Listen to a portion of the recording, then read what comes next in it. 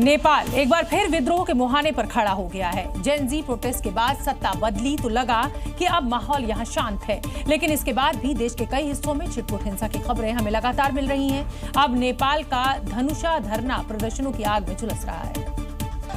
ये नेपाल की ताजा तस्वीरें हैं। वीरगंज की सड़कों पर इस बार हिंदुवादी संगठन उतरे और जमकर नारेबाजी की,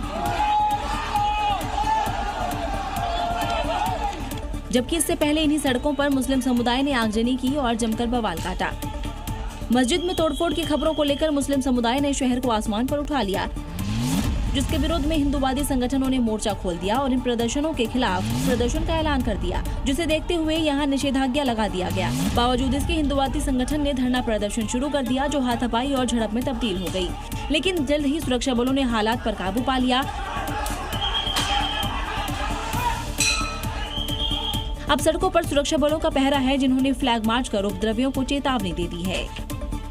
अमेरिका के मैरीलैंड से एक दिल दहला देने वाली घटना सामने आई है। यहाँ कोलंबिया के एक अपार्टमेंट में भारतीय महिला निकिता गोडिशाला का शव बरामद किया गया। निकिता की हत्या चाकू मारकर की गई और इस मामले में मुख्य संदिग्ध निकिता का एक्स बॉयफ्रेंड अर्जुन शर्मा निकला। चौंकाने वाली बात यह है कि आरोपी हत्या के बाद पुलिस को गुमराह कर भारत फरार हो गया, जिसके खिलाफ फर्स्ट डिग्री और सेकंड डिग्री मर्डर का वारंट जारी किया गया है। आरोपी अर्जुन शर्मा ने खुद 2 जनवरी को पुलिस से कांटेक्ट कर कहा कि उसने निकिता को नए साल की पहली शाम के बाद से नहीं देखा है और तुरंत अर्जुन ने भारत के लिए फ्लाइट पकड़ ली। पुलिस ने अर्जुन के घर की तलाशी ली तो वहां निकिता का शव मिला। फोरेंसिक रिपोर्ट के मुताबिक हत्या 31 दिसंबर की शाम करीब 7 बजे के आसपास की गई थी। अब जल्दी उसके खिलाफ रेड नोटिस जारी करने के लिए इंटरपोल से संपर्क किया जाएगा, ताकि उसे गिरफ्तार कर अमेरिका प्रत्यर्पित किया जा सके। अब देखना होगा कि निकिता को न्याय कब मिलेगा। निकिता एक हेल्थ केयर प्रोफेशनल थी, मैरीलैंड में रह रही थी। भारत में जेएनयू से फार्मेसी की डिग्री हासिल की, यूएमबीसी से हेल्थ इंफॉर्मेशन टेक्नोलॉजी में मास्टर्स किया, क्लिनिकल रिसर्च और डेटा एनालिटिक्स थी। उत्तर प्रदेश में योगी सरकार ने अब जाम से निपटने के लिए एक बड़ा प्लान बनाया है। बड़े बड़े शहरों में आउटर रिंग रोड बनाकर सड़कों का जाल अब बिछाया जाएगा।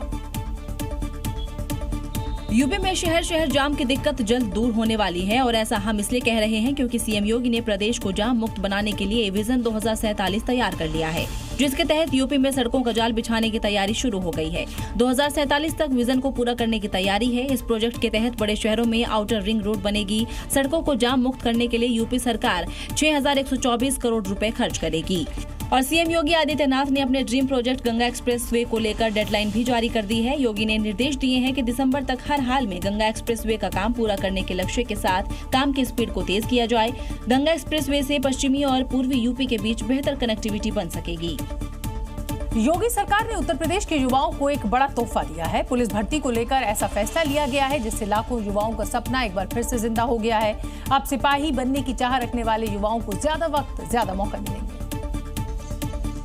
उत्तर प्रदेश को विकास और सुरक्षा की नई ऊंचाइयों तक ले जाने वाले मुख्यमंत्री योगी आदित्यनाथ ने युवाओं से किया अपना वादा एक बार फिर से निभाया है। योगी सरकार का मानना है कि देश के सबसे बड़े प्रदेश की पुलिस सबसे ज्यादा सक्षम, मजबूत और आधुनिक होनी चाहिए, और योगी फोर्स की रोज की कार्रवाई सोच को जमीन पर उतारती भी दिख रही है। अब उत्तर प्रदेश के युवाओं के लिए बड़ा फैसला लिया गया है। यूपी सरकार ने सिपाही भर्ती की उम्र सीमा बढ़ा दी, ताकि कोई भी योग्य युवा सिर्फ उम्र की वजह से मौके से वंचित न रह जाए। यूपी पुलिस भर्ती में योगी का गिफ्ट 3 साल का अतिरिक्त समय। पहले उम्र सीमा 31 साल, अब उम्र सीमा 34 साल। 32,669 सिपाही समकक्ष पदों पर सीधी भर्ती।